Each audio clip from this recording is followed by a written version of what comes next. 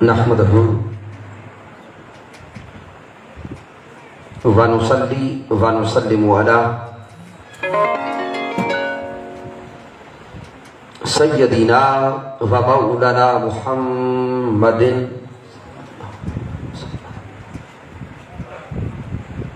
نبي الأمين المكين الكريم الرؤوف الرحيم.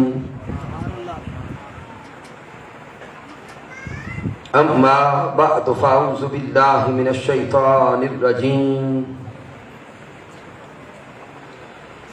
بسم الله الرحمن الرحيم. قال الله تبارك وتعالى في القرآن المجيد: يا أيها الذين آمنوا لا ترفعوا أصواتكم فوق صوت النبي ولا تجهروا له بالقول كجهر بعضكم لبعض أن تحبط أعمالكم وأنتم لا تشعرون. صدق الله مولانا العظيم. إن الله وملائكته يصلون على النبي يا أيها الذين آمنوا صلوا عليه وسلموا تسليما. الصلاة والسلام عليك يا سيدي يا رسول الله وعلى آلك وأصحابك يا حبيب الله. اللہ رب العزت کی توفیق سے اور تاجدار کائنات صلی اللہ علیہ وآلہ وسلم کے نعل پاک کے تصدق سے دنیا پر کی سرزمین پر ماہ میلاد مصطفیٰ صلی اللہ علیہ وآلہ وسلم میں تحریک منہاج القرآن کے زیر اہتمام ہم 5 روزہ میلاد النبی کانفرنسز کی آج دوسری نشست میں حاضر ہیں. ان 5 روزہ محافل میلاد مصطفیٰ صلی اللہ علیہ وآلہ وسلم کے انعقاد پر مبارکباد پیش کرتا ہوں. بالخصوص تحریک منہاج القرآن کے جملہ قائدین اور کارکنان کو، جناب محترم چودھری راشد صاحب، جناب محترم خواجہ محمد قاسم صاحب، محترم چودھری عابد حنیف صاحب، جناب محترم حضرت علامہ خواجہ محمد اسحاق صاحب، محترم حاجی رانا عالم شہزاد صاحب، محترم حاجی حکیم محمد عارف صاحب، محترم محمد عدنان مصطفی صاحب، محترم حافظ محمد عرفان صاحب، اور آج کی بزم میں تشریف فرما جملہ فورمز کے قائدین اور کارکنان، منہاج القرآن علماء کونسل، منہاج القرآن یوتھ لیگ، مصطفی اسٹوڈنٹس موومنٹ اور منہاج القرآن ویمن لیگ کی مائیں، بہنیں اور بیٹیاں، دعا کرتے ہیں کہ رب کائنات اس عظیم و شان محفل میلاد مصطفیٰ صلی اللہ علیہ وآلہ وسلم میں سب کی آمد اور حاضری کو اپنی بارگاہ اقدس میں قبول فرمائے. سامعین محترم، جیسا کہ اشتہارات کے ذریعے اور سوشل میڈیا کے ذریعے آج کی محفل پاک کا موضوع آپ جان چکے، ہماری آج کی نشست کا موضوع ہے ادب مصطفیٰ صلی اللہ علیہ وآلہ وسلم۔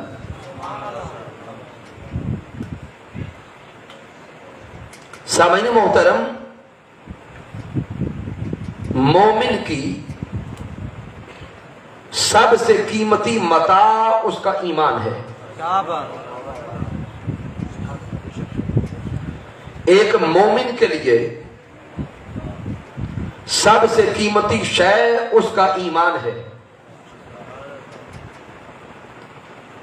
یہ ایمان کیا ہے؟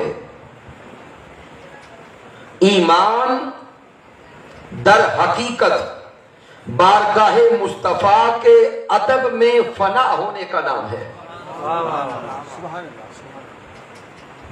ایمان در حقیقت نام ہی بارگاہ مصطفیٰ کے ادب میں فنا ہونے کا ہے۔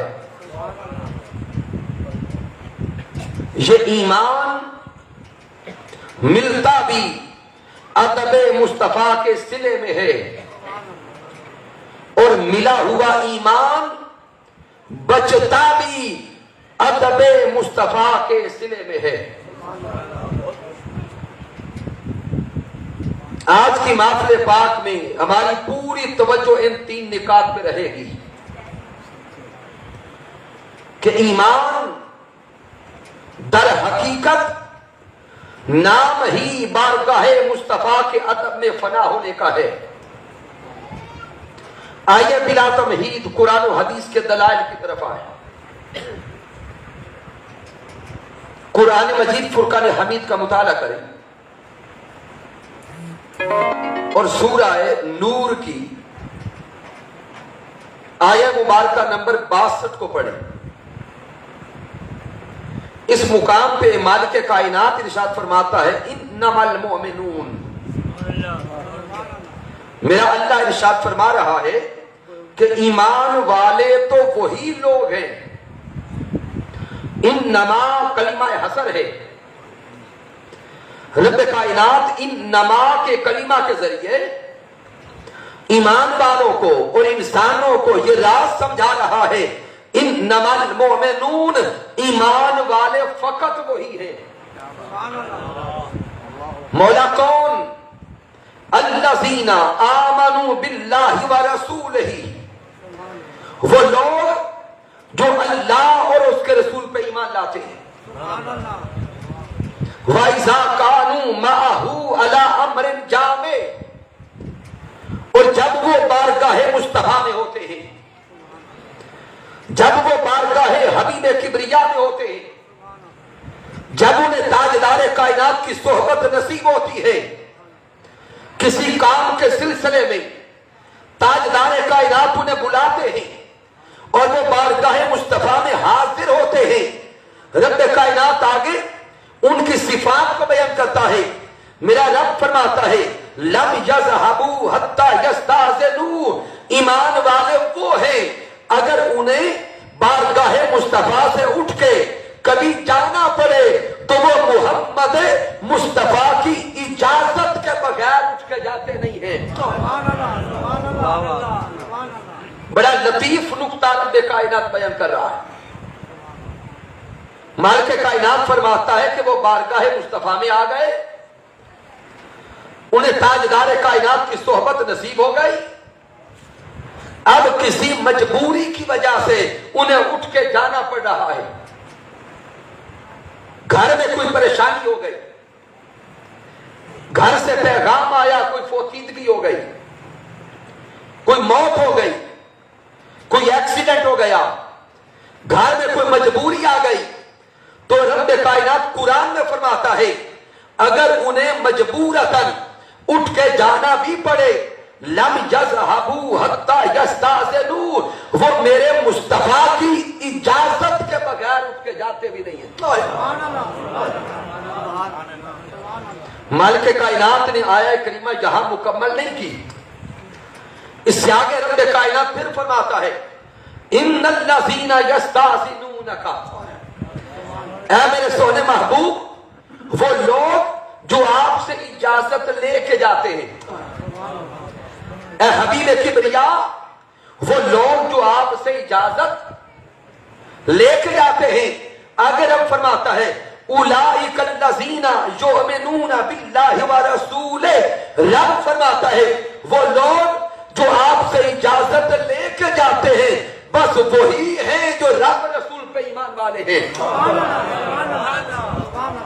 مالک کائنات اولئک لا کر پھر حصر قائم کر رہا ہے کہ میرے محبوب جو آپ کی بارگاہ سے بغیر اجازت لیے اٹھ کے چلے جاتے ہیں، وہ لاکھ کلمے پڑھتے پھرے جو آپ کی اجازت کے بغیر جاتا ہے، ہمیں اس کے کلمہ کا کوئی اعتبار نہیں. تو سامعین جہاں بھی غور کریں، مالک کائنات نے واضح فرما دیا کہ اے محبوب کبریا احمد مجتبی سہن محمد مصطفیٰ، ان الذین یستأذنونک اولئک الذین یؤمنون باللہ ورسولہ، اے میرے مصطفیٰ جو آپ سے اجازت لے کے جاتے ہیں بس اجازت لے کے جانے والے ہی ایمان والے ہیں. اب سامعین رب کائنات اس سے آگے اور لطیف کلام کرتا ہے. مالک کائنات اپنے محبوب سے کلام کرتا ہے اور پیارے حبیب کبریا سے فرماتا ہے فَإِذَا اسْتَأْذَنُوكَ لِبَعْضِ شَأْنِهِمْ، اے میرے محبوب جب کبھی کوئی کسی مجبوری کی وجہ سے آپ سے اجازت مانگے،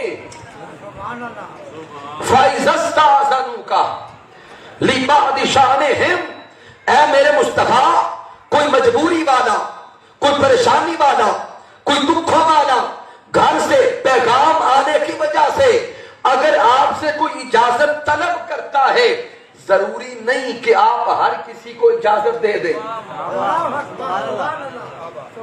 ضروری نہیں کہ آپ ہر کسی کو اجازت دے دیں. اے سہن مصطفیٰ ہم مختار آپ کو بناتے ہیں، مالک آپ کو بناتے ہیں. اے میرے محبوب جب کبھی کوئی آپ سے اجازت طلب کرے فَأْذَن لِمَنْ شِئْتَ مِنْهُمْ، اے میرے مصطفیٰ جس کو دل چاہے اجازت عطا کر دیں اور جس کو دل چاہے اجازت عطا نہ کرے. اے میرے محبوب آپ کی ذات کو ان کا مختار بنا دیا، آپ کی ذات کو مالک بنا دیا. آپ کا دل چاہے تو کسی کو اجازت دیں، دل چاہے تو اجازت نہ دیں. گویا رب کائنات یہاں اعلان کر رہا ہے کہ مومن وہی ہیں جو بارگاہ مصطفیٰ کا ایسا ادب بجا لاتے ہیں جو مصطفیٰ چاہتے ہیں یہ وہی کرتے ہیں. اور آگے سامعین محترم قرآن کو پڑھیں. رب کائنات نے آگے ارشاد فرمایا، میرا اللہ فرماتا ہے وَاسْتَغْفِرْ لَهُمُ اللَّهُ، اے میرے محبوب مکرم جو آپ سے اجازت لے کے چلے گئے ان کے لیے رب کی بارگاہ میں استغفار کرے. جو اجازت لے کے گئے ان کے لیے اللہ کی بارگاہ میں استغفار کرے، رب کی بارگاہ سے ان کے لیے بخشش مانگے. دنیا پر کی سرزمین پہ بیٹھنے والے دیوانوں اس مقام کو پڑھ کے ذہن سوال کرے گا مولا وہ جانے والے ادب کے تو سارے تقاضے پورے کر گئے، ادب کے سارے تقاضے پورے کر گئے، تو مولا جب ادب کے سارے تقاضے پورے کر کے گئے ہیں پھر ان کے لیے استغفار کیسا، پھر ان کے لیے بخشش کا مانگنا کیسا. تو یہاں حضور شیخ الاسلام ڈاکٹر محمد طاہر القادری مقدس اللہ علی یہ نقطہ سمجھاتے ہیں کہ رب کائنات ان کلمات کے ذریعے دنیا والوں کو اور ایمان والوں کو یہ پیغام دینا چاہتا ہے کہ لوگوں سن لو رب کی نگاہ میں صحبت مصطفیٰ سے بڑا کوئی کام نہیں تھا. رب کی نگاہ میں بارگاہ مصطفیٰ سے بڑا کوئی کام نہ تھا. اب اگر صحبت مصطفیٰ نصیب ہو گئی बारगाह मुस्तफा नसीब हो गई। अब पीछे सारी दुनिया मरती है तो मर जाती, तुम सोहबत मुस्तफा में बैठे रहते, मुस्तफा की बारगाह छोड़ के न जाते। जब इजाजत लेके भी चले गए, लेकिन रब ये चाहता था कि मेरे मुस्तफा की सोहबत से कोई उठ के न जाता। रब फरमाता है महबूब गोया आपने इजाजत दे दी, वो अदब के जाहिरी तकाजे सारे पूरे करके गए, लेकिन इसके बावजूद वस्तगफिरलहुमुल्लाह, ए मुस्तफा जिनको आपने खुद जाने की इजाजत दी है, अब उनके लिए रब की बारगाह में इस्तिगफार करे, उनके लिए माफी मांगे, उनके लिए बख्शिश मांगे। कहीं ऐसा ना हो कि रब्बे कायनात की गिरफ्त में आ जाए। क्यों? रब चाहता था अगर मुस्तफा की सोहबत मिली है तो जब तक मेरे मुस्तफा बैठे हैं तब तक हर कोई बैठा रहता। तो सामीन मोहतरम कुरान को पढ़ ले, इस आया मुबारका को घर जाके बार बार पढ़े। मालिक कायनात बारगाह मुस्तफा का अदब सिखा रहा है, रब कायनात दर मुस्तफा का अदब सिखा रहा है और यही राज समझा रहा है। पीछे दुनिया में कोई मरता है तो मर जाए, कोई रहता है तो रह जाए, लेकिन जब बारगाह मुस्तफा मिली तुम बारगाह मुस्तफा के अदब में फना होके बैठो। क्यों? बारगाह मुस्तफा के अदब में फना होने का नाम ही तो ईमान है।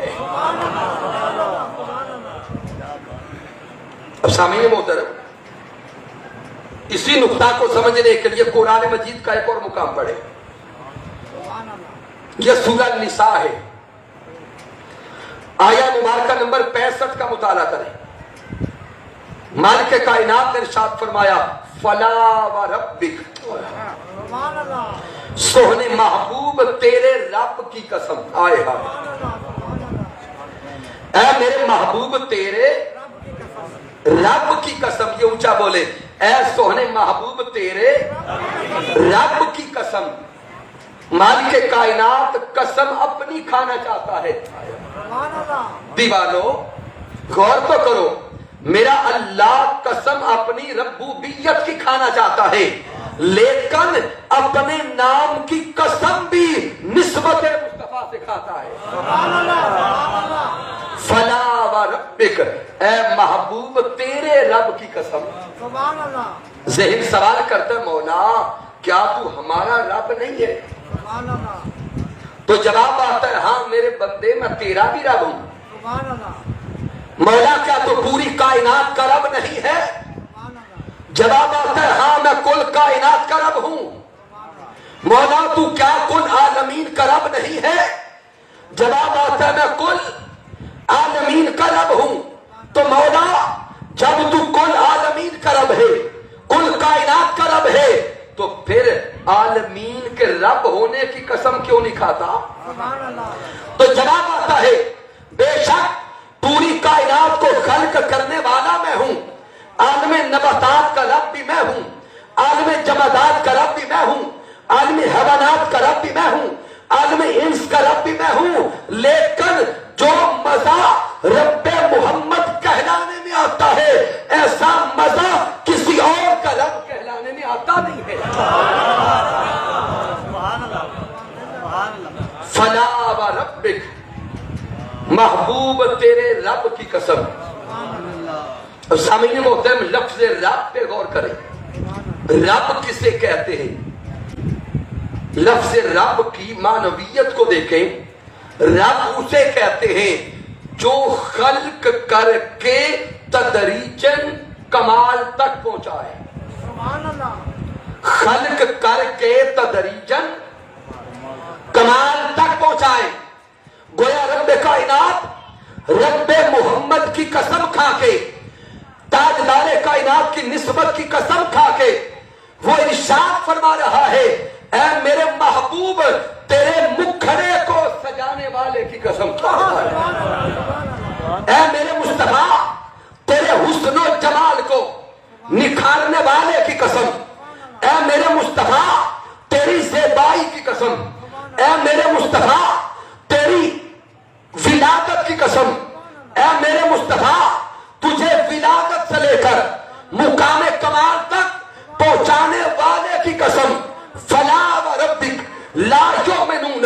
हत्ता युहक्किमुका फीमा शजरा बैनहुम। ऐ मेरे मुस्तफा, कोई शख्स भी उस वक्त तक मोमिन नहीं हो सकता जब तक वो अपनी जिंदगी के हर मामले में हाकिम मोहम्मद मुस्तफा को बना ले। नारे तकबीर, नारे रिसालत, नारे हैदरी, सरकार की आमद, मनठार की आमद, मदनी की आमद, सोहने की आमद, तहरीके मिनहाजुल कुरान। मालिक कायनात कसम खा के, और कसम भी ताजदार कायनात की निस्बत से खा के फरमाता है, ला युमिनून, कोई शख्स उस वक्त तक ईमान वाला नहीं हो सकता जब तक जिंदगी की हर जहत में, हर शोबे में, हर मामले में ज़ाते मुस्तफा को अपना हाकिम न बना ले। अब सामीन मोहतरम, मालिक कायनात ने यहां कुरान में वाज़े फरमा के ला युमिनून, गोया मेरा अल्लाह कुरान में राह समझा रहा है, अगर मोमिन बनना चाहते हो तो ईमान बारगाहे मुस्तफा के अदब में फना हो जाने का नाम है। समीन आगे कुरान को पढ़े। आइए एक मिसाल देता हूं। वाकया पेश आया कि दो शख्स आपस में लड़ पड़े, फैसला करवाने के लिए दरे महबूब पे गए। अब सामीन मोहतरम, लाजिम है कि जब दो फरीक है तो फैसला एक के हक में आएगा और दूसरे के खिलाफ आएगा। अब रब कायनात उससे मुतवज्जे कर रहा है जिसके खिलाफ फैसला आ रहा। सामीन, अगर फैसला आप करें, मैं करूं, उस्ताद मोहतरम अल्लामा ख्वाजा इसहाक साहिब करे, कोई दुनिया का जज करे, तो जिसके खिलाफ फैसला आएगा उसे इख्तियार है कि वो जाहिरी तो कबूल कर ले, लेकिन दिल से करे या ना करे उस पे हम उसे पाबंद नहीं कर सकते। लेकिन अल्लाह फरमाता है कि जब फैसला मेरे मुस्तफा ने किया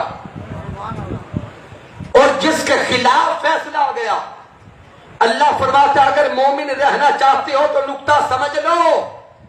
रब फरमाता है सुम्मा ला यजदू फी अनफुसिहिम हरजा मिम्मा कदैत। रब फरमाता है अगर फैसला दरे मुस्तफा से आ गया, अगर वो फैसला तुम्हारे खिलाफ भी हो, अगर हल्की सी मैल भी उस फैसले के हवाले से दिल में आ गई तो ईमान की जड़ भी न रहेगी। अल्लाह क्या फरमाता है, सुम्मा ला यजदू फी अनफुसिहिम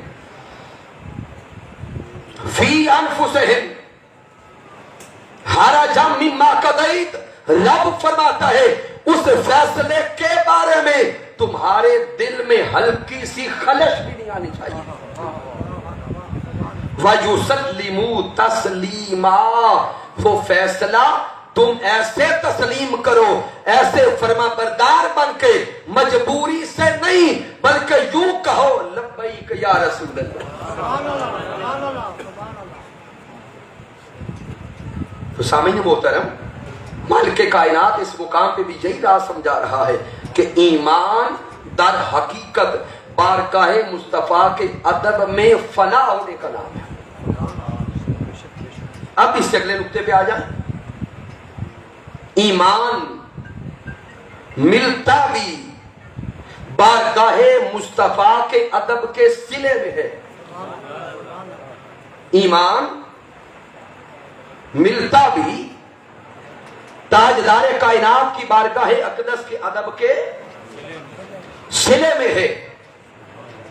जब ये नुक्ता समझ लेंगे तो फिर आगे देखेंगे कि वो मिला हुआ ईमान बचता भी बारगाहे मुस्तफा के अदब के सिले में है।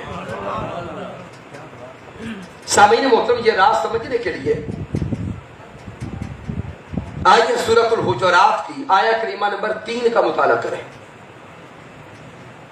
यहां रब्बे कायनात फरमाता है ان الذین یغضون اصواتهم عند رسول اللہ. اللہ فرماتا ہے وہ لوگ جو میرے محبوب کی بارگاہ کا ادب کرتے ہیں،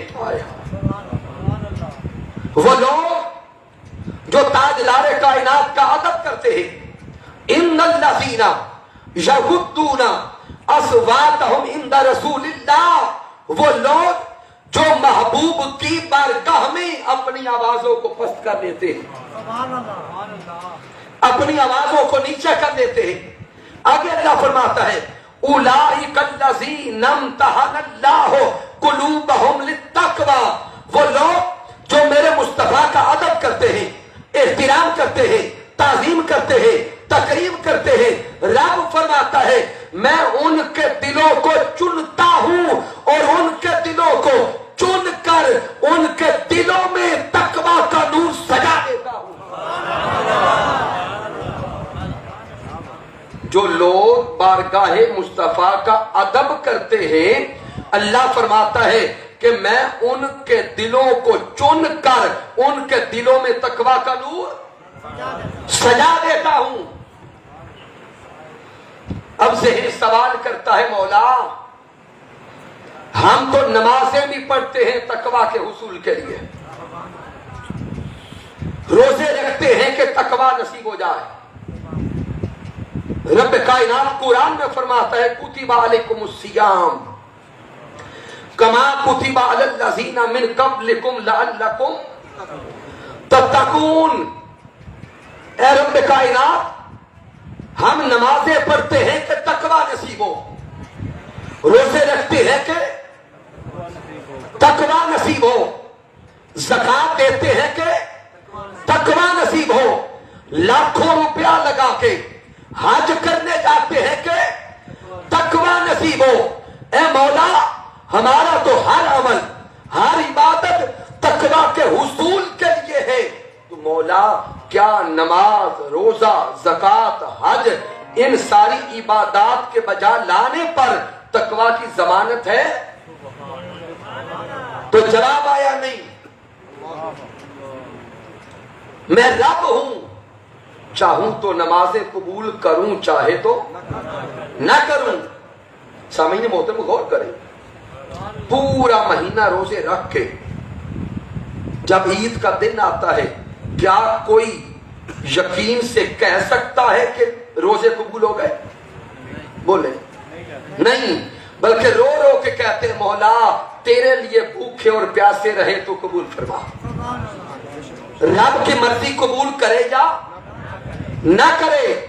لیکن سامعین محترم ایک عمل ایسا ہے جس کے بارے میں اللہ خود قرآن میں فرماتا ہے وہ عمل کرتے جاؤ میں رب خود تقوی کی ضمانت دیتا ہوں. ان الذین یغضون اصواتهم عند رسول اللہ اولئک الذین امتحن اللہ قلوبہم للتقوی. رب فرماتا ہے میرے مصطفیٰ کی بارگاہ کا ادب کرتے جاؤ، تم بارگاہ مصطفیٰ کے مؤدب بنتے جاؤ، میں رب خود تمہیں تقوی کی ضمانت دیتا ہوں. اب سامعین محترم اس سے اگلا نقطہ بڑا عظیم اور لطیف ہے. ذہن سوال کرتا ہے مولا یہ تقوی تو کسے دیتا ہے؟ کیا یہ تقوی تو صرف ایمان والوں کو دیتا ہے یا کسی اور کو بھی دیتا ہے؟ تو سامعین آئمہ تفسیر لکھتے ہیں ان الذین، یہ جو الذین ہے یہ اسماء موصولہ میں سے ہے اور یہ عموم پر دلالت کرتا ہے. پچھلی دونوں آیات میں یا ایھا الذین آمنوا تھا، جب بارگاہ مصطفیٰ کے اجر پہ پہنچا تو اب رب کائنات نے تخصیص ایمان ہٹا دی. ان الذین، رب فرماتا ہے کوئی بھی ہو، چاہے مومن ہو، کافر ہو، مشرک ہو، عیسائی ہو، یہودی ہو، کوئی بھی ہو جو مصطفیٰ کا ادب کرتا جائے گا رب کہتا ہے میں اسے تقوی دیتا جاؤں گا. اب شاید کئی علماء پریشان ہو جائیں کہ ساری زندگی سے یہی پڑھایا ہے کہ تقویٰ تو ایمان والوں کو ملتا ہے، تقویٰ کی پہلی سیڑھی ایمان ہے۔ اور علامہ صاحب کہہ رہے ہیں کہ چاہے کافر بھی ہو رب اسے بھی تقویٰ دے گا۔ تو سامعین اگلے الفاظ کو دل میں اتارتے جائیے گا، اگر مومن میرے مصطفیٰ کی بارگاہ کا ادب قائم رکھے، رب کائنات اسے تو براہ راست تقویٰ کا نور عطا کرتا ہے، لیکن کافر اور مشرک بھی اگر در مصطفیٰ کا ادب بجا لائے، میرا رب اس کافر کو پہلے ایمان دیتا ہے اور ایمان کے بعد تقویٰ کا نور دیتا ہے۔ جو در مصطفیٰ کا ادب کرتا ہے، ادب مصطفیٰ کے صلے میں اللہ پہلے اسے ایمان کی نعمت دیتا ہے، ایمان عطا کر کے پھر تقویٰ کا نور دیتا ہے۔ اب آئیے اس پر دو دلائل عرض کروں کہ بارگاہ نبوت کا ادب اتنی بڑی نیکی ہے کہ جو بھی بارگاہ نبوت کا ادب کرتا ہے اللہ اسے ایمان دیتا ہے۔ وقت بچاتے ہوئے آپ کی توجہ لاتا ہوں سورۃ الاعراف کی طرف، آیہ مبارکہ نمبر 115 پڑھیں۔ واقعہ ہے حضرت موسیٰ علیہ السلام کا۔ حضور شیخ الاسلام ڈاکٹر محمد طاہر القادری مدد اللہ عالی نے عالمی میلاد کانفرنس میں چند سال پہلے یہ نقطہ بیان کیا کہ حضرت موسیٰ علیہ السلام کے مقابلے میں جادوگر آئے تھے۔ کون؟ جادوگر کیا کرنے آئے تھے؟ اللہ کے نبی سے مقابلہ کرنے آئے، لیکن جب میدان میں پہنچے اللہ کے نبی سے سامنا ہوا، وہ ایک جملہ ادب کا بولے۔ بارگاہ نبوت میں صرف ایک جملہ ادب کا بولے، وہ ادب کا جملہ اللہ کو اتنا پسند آیا، اس ادب کے ایک جملے کے صلے میں اللہ نے ان سارے جادوگروں کو ایمان عطا کر دیا۔ اتنا سا وہ بولے کہ اے موسیٰ علیہ السلام مقابلہ شروع کرنا ہے، پہلے آپ شروع کریں گے یا ہم کریں گے؟ اترے مقابلے میں تھے، صرف ایک ادب کا جملہ بولا، وہ ادب بارگاہ مصطفیٰ، بارگاہ انبیاء، بارگاہ موسیٰ علیہ السلام اللہ کو اتنا پسند آیا کہ رب کائنات نے ان جادوگروں کو بھی ایمان عطا کر دیا۔ دوسری دلیل دیتا ہوں، صحیح بخاری کو پڑھے، امام احمد بن حنبل کی المسند کو پڑھے، امام نسائی کو پڑھے، حضرت انس بن مالک رضی اللہ تعالیٰ عنہ سے روایت ہے، صحابہ بیان کرتے ہیں کہ ایک یہودی بچہ حضور کا ادب کرنے لگا۔ مدینہ المنورہ کی گلیوں میں جب تاجدار کائنات در دولت سے باہر آتے تو مدینہ کے بچے دوڑ کے آتے میرے مصطفیٰ کی طرف۔ تاجدار کائنات ان مدینہ کے بچوں کے سروں پہ دست شفقت رکھتے۔ ارے کتنے خوش نصیب ہیں وہ مدینہ کے بچے جنہیں در مصطفیٰ نصیب ہو گیا، کتنے نصیب والے وہ مدینہ المنورہ کے بچے جنہیں میرے مصطفیٰ کے مدینہ کی گلیاں نصیب ہو گئی، جنہیں دیدار مصطفیٰ نصیب ہوتا۔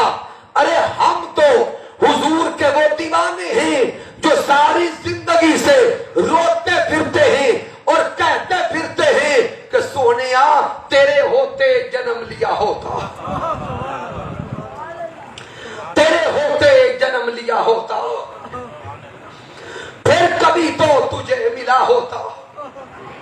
اور چلا کرتا تو میری پلکوں پہ، کاش میں تیرا راستہ ہوتا اور ہوتا طاہر تیرے فقیروں میں تیری دہلیز پہ پڑا ہوتا۔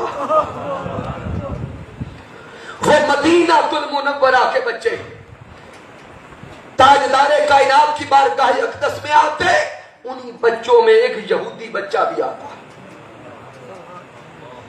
اس نے رخ مصطفیٰ دیکھا، حضور کو دل دے بیٹھا، محبوب کی محبت اس کے سینے میں گھر کر گئی، وہ در مصطفیٰ کا ادب کرنے لگا۔ ایک دن آقا علیہ السلام مدینہ المنورہ کی گلیوں میں نکلے، میرے محبوب کو وہ یہودی بچہ نظر نہیں آیا۔ آقا علیہ السلام نے پوچھا کہ یہودی بچہ آتا تھا وہ آج کہاں ہے؟ صدقے جائیں محبوب کی لج پہلی پر،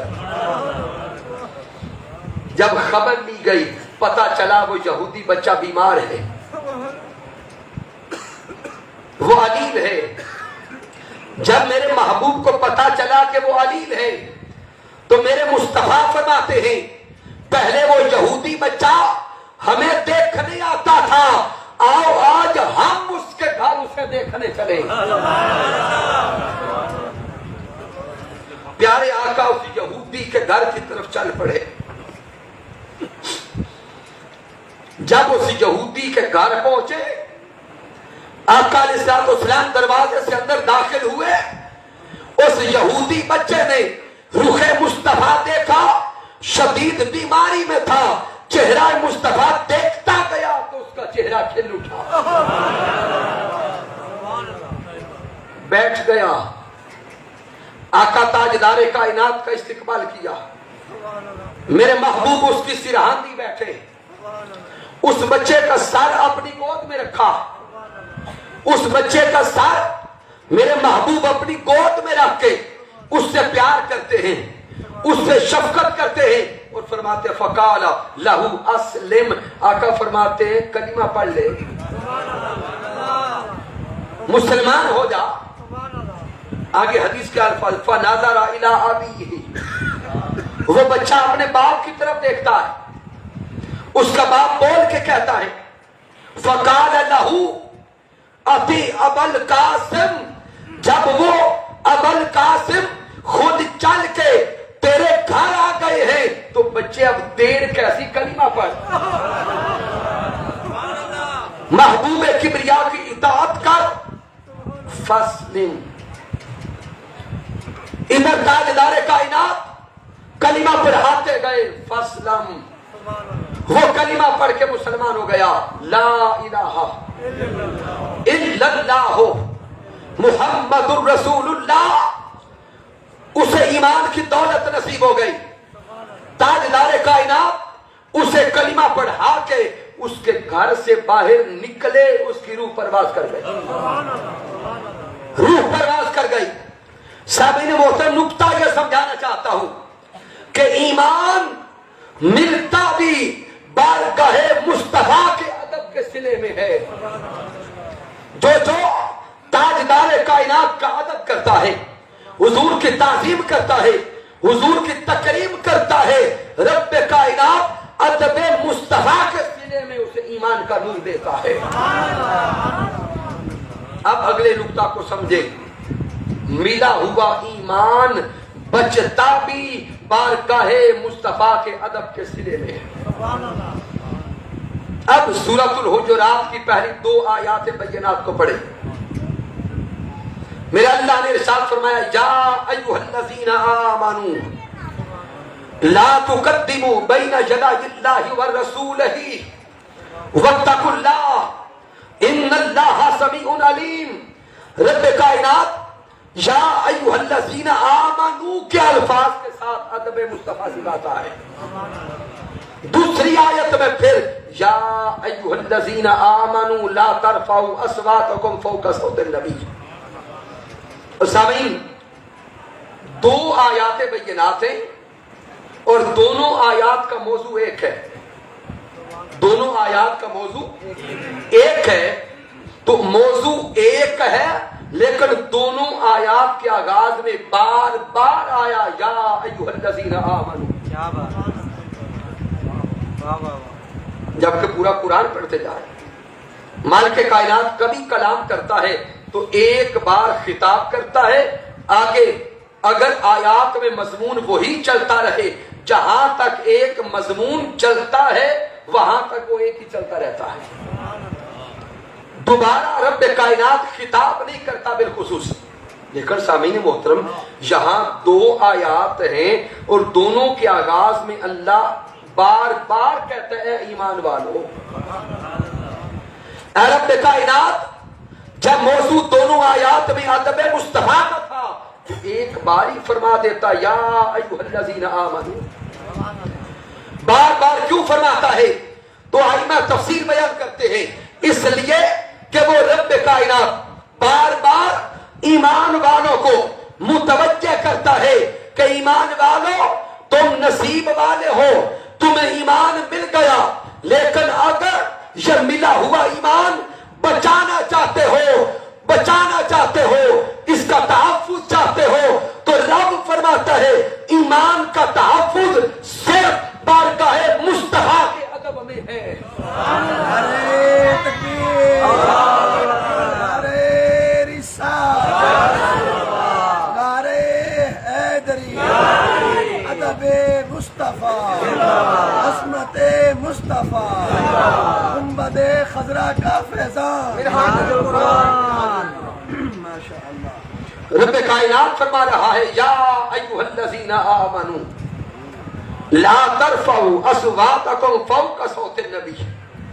اے ایمان والو، میرے محبوب کی بارگاہ میں کبھی اپنی آواز کو اونچا نہ کرنا. در مصطفیٰ پہ جا کے کبھی اپنی آوازوں کو اونچا نہ کرنا. ولا تجہروا لہ بالقول کجہر بعضکم لبعض. اور میرے حبیب کو کبھی اس طرح آواز دے کے نہ بلانا جیسے ایک دوسرے کو بلاتے ہو. ان تحبط اعمالکم وانتم لا تشعرون. اگر در مصطفیٰ کی بارگاہ مصطفیٰ کی ہلکی سی بھی بے ادبی کر بیٹھے تو زندگی کے سارے اعمال ضائع کر دوں گا. زندگی کی ساری نیکیاں ضائع ہو جائیں گی اگر ایک بے ادبی ہو گئی. سامعین محترم، عقل سے اگر سوچیں اور یہ غور کریں کہ یہ گناہ ہے، اگر یہ کہیں کہ بارگاہ مصطفیٰ کی بے ادبی معاذ اللہ کرنا گناہ ہے، تو اگر یہ صرف گناہ ہے تو ذہن کہتا ہے مولا پھر ایک گناہ کے بدلے ایک نیکی ضائع کرتا. واہ واہ واہ واہ. اگر صرف گناہ ہی سمجھیں تو ایک گناہ کے بدلے میں ایک نیکی ضائع ہوتی. چلے مولا تو بڑا ناراض ہوا، اس ایک گناہ کے بدلے میں 100 نیکیاں ضائع کرتا. چلے رب کائنات تیرا جلال بڑے کمال پہ چلا گیا، اس ایک گناہ کے بدلے 1 سال کی نیکیاں ضائع کر لیتا، مولا ساری زندگی کی نیکیاں کیوں ضائع کرتا؟ ان تحبط اعمالکم وانتم لا تشعرون. رب فرماتا ہے اگر تمہارے دامن میں زمین سے لے کر آسمان تک نیکیوں کے پہاڑ بھی ہوئے، اگر حبیب کی بارگاہ کی بے ادبی ہو گئی ساری کی ساری نیکیاں تباہ کر دوں گا، پیچھے کچھ نہیں بچے گا. حضور شیخ الاسلام ڈاکٹر محمد طاہر القادری مقدس اللہ والی نے یہ راز سمجھایا اور ائمہ تفسیر نے لکھا رب کائنات ان تحبط اعمالکم کے ذریعے یہ نقطہ سمجھا رہا ہے کہ بارگاہ مصطفیٰ کی بے ادبی یہ صرف گناہ نہیں ہے، یہ کفر ہے. جو بارگاہ مصطفیٰ کا بے ادب بنتا ہے نہ اس کا ایمان بچتا ہے نہ اس کا عمل بچتا ہے. اور اللہ اس سے اتنا ناراض ہوتا ہے. رب فرماتا ہے وَأَنْتُمْ لَا تَشْعُرُونَ, تمہیں شعور بھی نہیں آنے دوں گا کہ تو لٹ گیا, شعور بھی نہیں آنے دوں گا کہ گناہ اتنا بڑا ہو گیا ہے کہ نیکیاں ضائع ہو گئی. کیوں مولا, اگر لٹ گیا ہوں, برباد ہو گیا ہوں, تو اتنا فہم تو دے دیتا. تو رب فرماتا ہے اگر شعور آ گیا تو پھر تو روئے گا, پھر تو تڑپے گا, پھر تو معافی مانگے گا. اور جب وہ معافی مانگے گا تو میں رحیم بھی ہوں, ممکن ہے کبھی بخشنا پڑ جائے. تو اللہ فرماتا ہے جو میرے حبیب کی بارگاہ کا بے ادب ہے اسے ایمان سے خارج کر کے شعور بھی نہیں دیتا کہ کبھی وہ توبہ بھی کر سکے. کیونکہ جو درے مصطفیٰ سے پھر گیا وہ ایمان سے پھر گیا. اب سامعین محترم, گفتگو کا آخری حصہ آ گیا. کسی کا ذہن سوال کرے گا کہ بارگاہ مصطفیٰ کا ادب کرنا ہے تو کتنا کرنا ہے؟ چونکہ جب ہم ادب مصطفیٰ کی بات کرتے ہیں کئی لوگ پیمانے لے کے کھڑے ہو جاتے ہیں اور ادب مصطفیٰ کی حد کو ناپنا شروع کر دیتے ہیں کہ اتنا ادب کرو, اتنا نہ کرو. آئیے مالک کائنات سے پوچھے مولا تو بتا کہ تیرے حبیب کا ادب کتنا کرنا ہے. تو مالک کائنات سورۃ الفتح میں ارشاد فرماتا ہے اِنَّا أَرْسَلْنَاكَ شَاهِدًا وَمُبَشِّرًا وَنَذِيرًا لِتُؤْمِنُوا بِاللَّهِ وَرَسُولِهِ وَتُعَزِّرُوهُ وَتُوَقِّرُوهُ وَتُسَبِّحُوهُ بُكْرَةً وَأَصِيلًا. اللہ فرماتا ہے سونے حبیب ہم نے آپ کو شاہد بنا کے, مبشر بنا کے, نذیر بنا کے دنیا میں بھیجا ہے.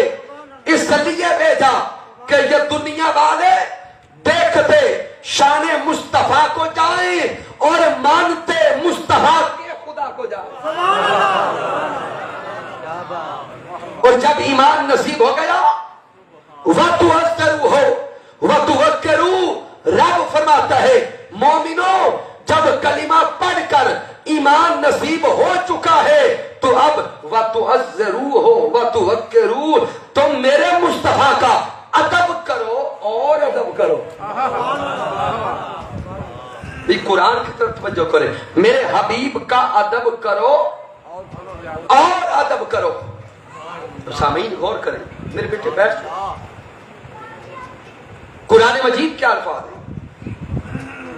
یہ جو الفاظ آئے وَتُعَزِّرُوهُ وَتُوَقِّرُوهُ, میں ان کی لغوی بحث کی طرف نہیں جاتا چونکہ وقت پورا بیت گیا. دونوں الفاظ کے اندر ادب کا معنی موجود ہے, تعزیر اور توقیر.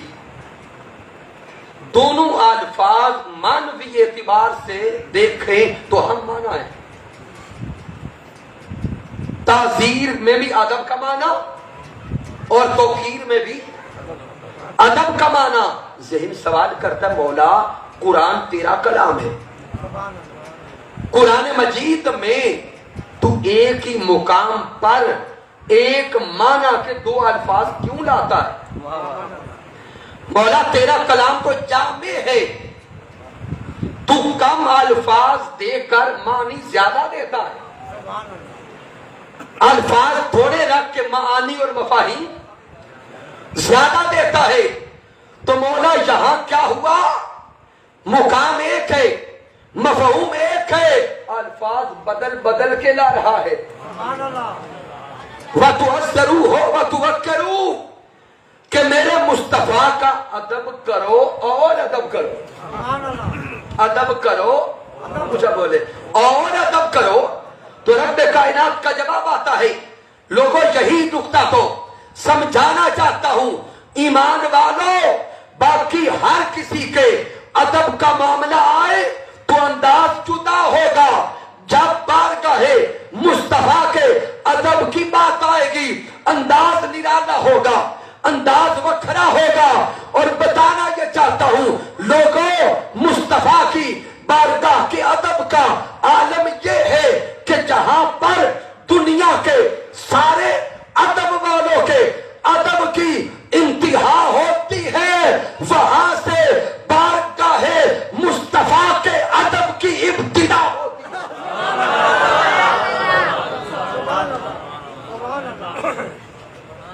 میرے محبوب کی بارگاہ کا ادب کرو اور ساری کی ساری حدیں توڑ کے ادب کرو.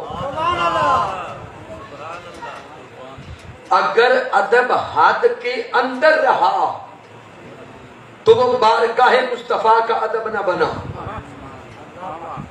اگر ادب حد کے اندر رہا تو وہ در مصطفیٰ کا ادب نہ بنا. بارگاہ مصطفیٰ کا ادب بنتا ہی تب ہے جب ساری حدیں توڑ کے ادب کیا جاتا ہے. سبحان اللہ, سبحان اللہ. اب سامعین محترم,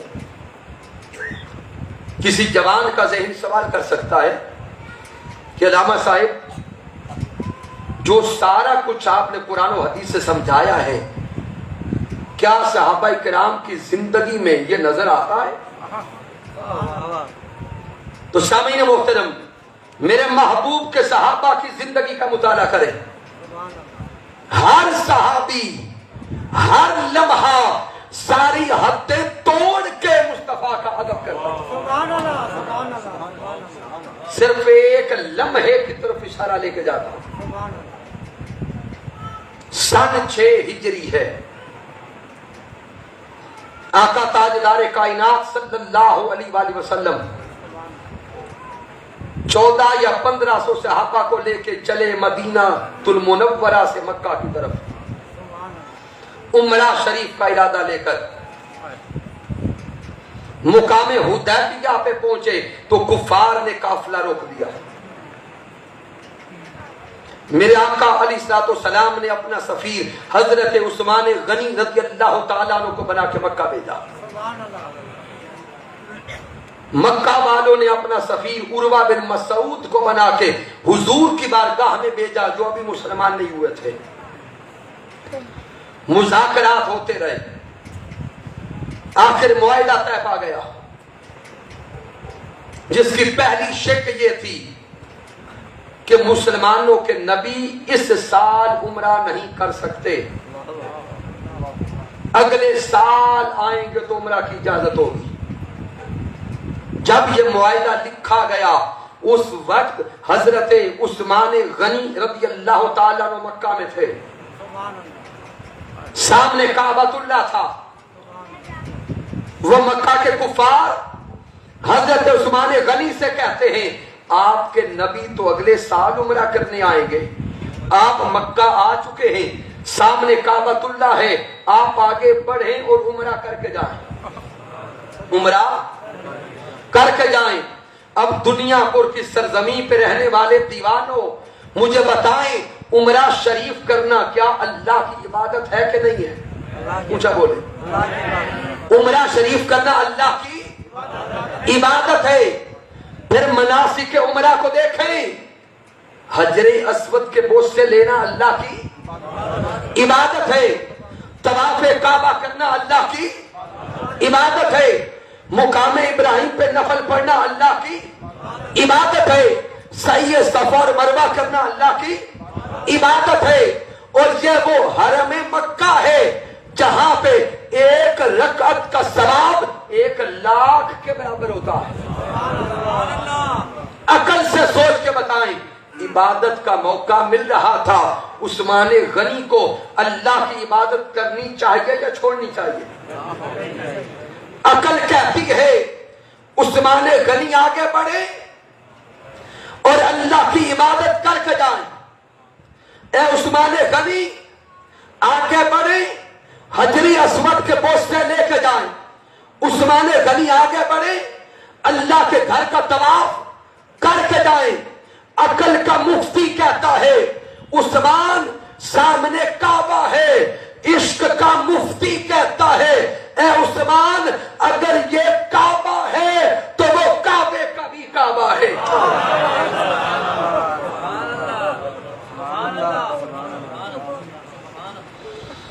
حضرت عثمان غنی کی آنکھیں چھلکی. آپ ان کفار کو خطاب کر کے کہتے ہیں ارے کافروں سن لو واللہ ما اطوف بہی حتی یطوف بہی رسول اللہ. فرماتے اللہ کی عزت کی قسم عثمان اس وقت تک کعبہ کا طواف نہ کرے گا جب تک پہلے میرے محمد مصطفیٰ کعبہ کا طواف. اب سامعین محترم سوچے تو صحیح, حضور کی بارگاہ کا یہ ادب کیا حد کے اندر ہے یا حد توڑ کر ہے؟ ایک طرف رب کی عبادت ہے, دوسری طرف مکھڑائے مصطفیٰ ہے. اسی لیے تو امام اعلی حضرت نے فرمایا تھا کہ حاجیوں آؤ شہنشاہ کا روزہ دیکھو. حاجیوں آؤ شہنشاہ کا روزہ دیکھو. ارے کعبہ تو دیکھ چکے, اب کعبے کا بھی کعبہ دیکھو. اور شاعر حضرت خواجہ فرید نے فرمایا تھا کہ سانول دی نگری تو کعبہ نثار ہے. سانول دی نگری تو کعبہ نثار ہے, کعبے دا کعبہ کی خود مہنڈا یار ہے. تو حضرت عثمان غنی رضی اللہ تعالی عنہ نے اپنے عمل سے یہ نقطہ سمجھا دیا کہ لوگوں بارگاہ مصطفیٰ کا ادب بنتا ہی تب ہے جب ساری حدیں توڑ کے ادب کیا جائے.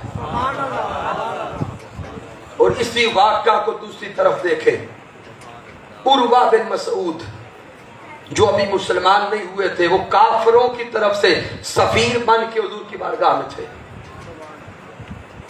وہ حضور کی بارگاہ سے واپس مکہ پہنچے. مکہ کے سرداروں کا اجلاس جاری تھا اور مکہ کے کفار یہ فیصلہ کرنا چاہتے تھے کہ مسلمانوں کی تعداد یہاں کم ہے, 14 یا 1500 مسلمان ہیں, نبی ساتھ ہیں, ہم مکہ میں ہزاروں میں ہیں, لاکھوں میں ہیں, بڑا لشکر لے کے حملہ کرتے ہیں اور مسلمانوں کے نبی کو معاذ اللہ شہید کر دیتے ہیں. عروہ بن مسعود جو ابھی مسلمان نہیں تھے, ان مکہ کے کفار کو اور سرداروں کو بول کے کہتے ہیں کہ مکہ کے سرداروں اور جو فیصلہ کرنا چاہتے ہو کر لینا, لیکن مسلمانوں کے نبی پہ حملہ کرنے کا ارادہ کبھی نہ.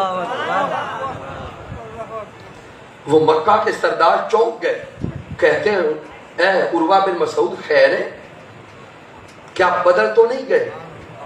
عروہ بن مسعود کہتے ہیں نہیں ابھی بدلا تو نہیں ہوں لیکن دیکھا بڑا عجیب ہے. ان مکہ والوں نے کہا بتاؤ کیا دیکھا ہے؟ تو عروہ بن مسعود بول کے کہتے ہیں کہ میں نے دنیا کے بڑے بڑے بادشاہوں کے دربار دیکھے, کیسر و کسرا کے دربار میں نے دیکھے, نجاشی کا دربار میں نے دیکھا, لیکن جتنا ادب, جتنا احترام, جتنی تعظیم, جتنی تکریم میں نے بارگاہ مصطفیٰ کی دیکھی ہے, ایسا ادب کائنات میں کبھی کسی کا نہیں دیکھا. وہ کہتے کیا دیکھا ہے ہو؟ تو عروہ بن مسعود کہتے ہیں میں نے دیکھا کہ جب مسلمانوں کے نبی وضو کا ارادہ کرتے ہیں, جب تاجدار کائنات وضو فرماتے, ادھر حبیب کبریا وضو فرماتے, تاجدار کائنات کے جسم اقدس سے مس ہونے والے وضو کے پانی کا ایک ایک قطرہ لینے کے لیے صحابہ کرام نبی کے گرد یوں چلتے جیسے طواف کیا جاتا ہے. اور وہ پانی کا ایک ایک قطرہ جو جسم اطہر مصطفیٰ سے مس ہوتا, وہ پانی کا ایک ایک قطرہ دیوانے زمین پہ نہ گرنے دیتے، اپنے ہاتھوں میں لیتے.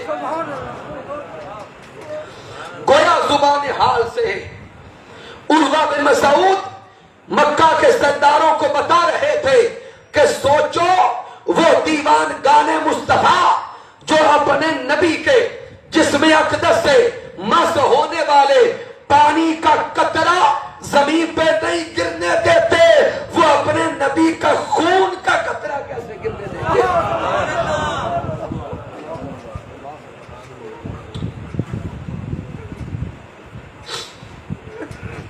عروہ بن مسعود کہتے کہ میں نے اس سے بھی عجیب دیکھا کہ جب حجام آیا سونے نبی کی زلفیں سنوارنے کے لیے، حجام آیا تاجدار کائنات کی زلف عنبری کو سنوارنے، ادھر وہ حجام تاجدار کائنات کی زلف عنبری میں اپنے ادب سے اپنا عمل جاری کرتا، ادھر حضور کے دیوانے حضور کا ایک ایک منہ مبارک لینے کے لیے یوں تڑپتے، یوں ترستے، یوں لپکتے کہ جیسے ابھی جنگ چھڑ جائے. عروہ بن مسعود کہتے میں نے اس سے بھی عجیب تر دیکھا کہ جب مسلمانوں کے نبی لعاب دہن مبارک نکالنے کا ارادہ کرتے، جب امام الانبیاء اپنی تھوک مبارک دہن مبارک سے نکالنے کا ارادہ کرتے،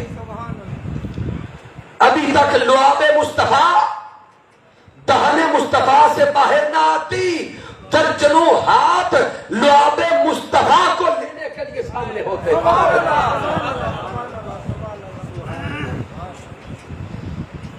ارے عقل والو، شعور والو، غور تو کریں، جتنی بھی کسی سے محبت ہو کیا کوئی کسی کا تھوک اپنے ہاتھوں پہ لیتا ہے؟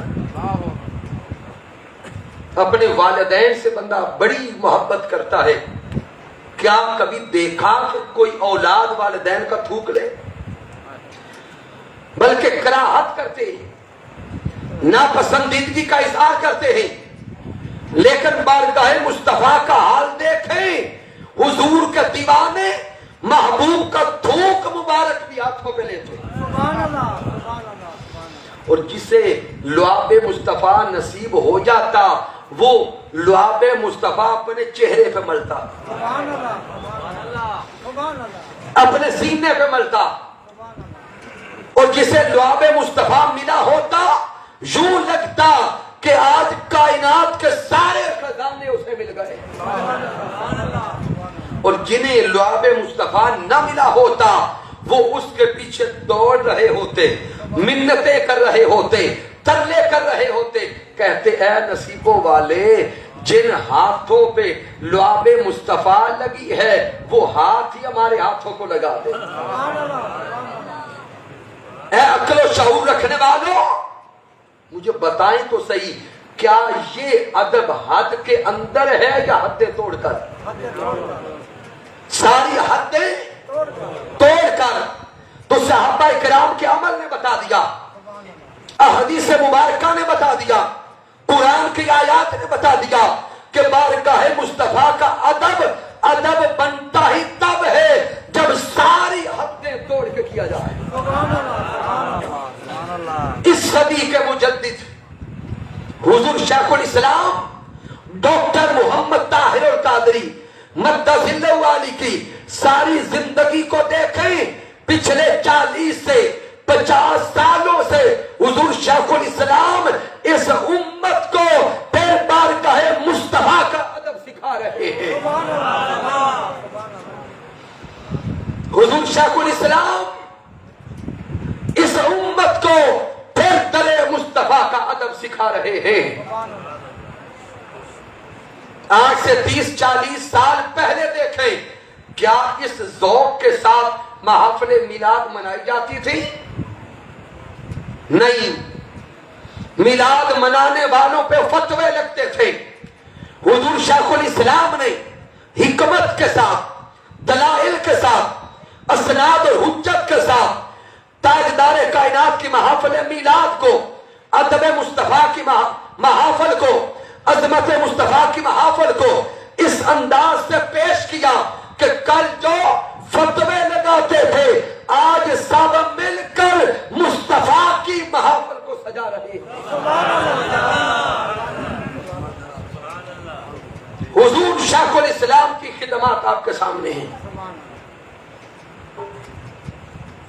جب بارگاہ مصطفیٰ میں بے ادبی کا شائبہ تھا تو حضور شیخ الاسلام ہی وہ عظیم ہستی ہیں جنہوں نے 295C کا قانون پاس کروایا ہے۔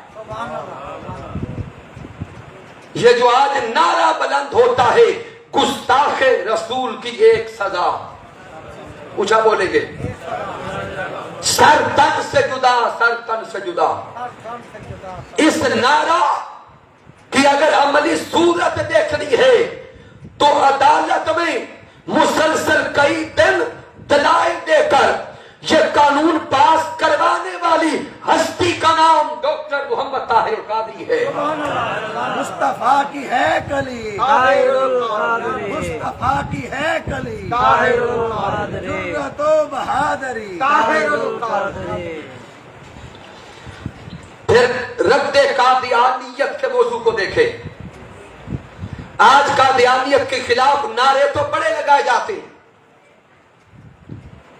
لیکن جب قادیانیوں نے عدالت میں پٹیشن دائر کی کہ ہمیں اقلیت کے حقوق دیے جائیں اور ہم اپنی عبادت گاہوں کو مسجد کہیں گے، اپنے بلاوے کو اذان کہیں گے اور دیگر مسلمانوں جیسے اعمال کریں گے، اس وقت بھی عدالت میں دلائل دے کر قادیانیوں کا راستہ روکنے والی ہستی کا نام ڈاکٹر طاہر القادری ہے۔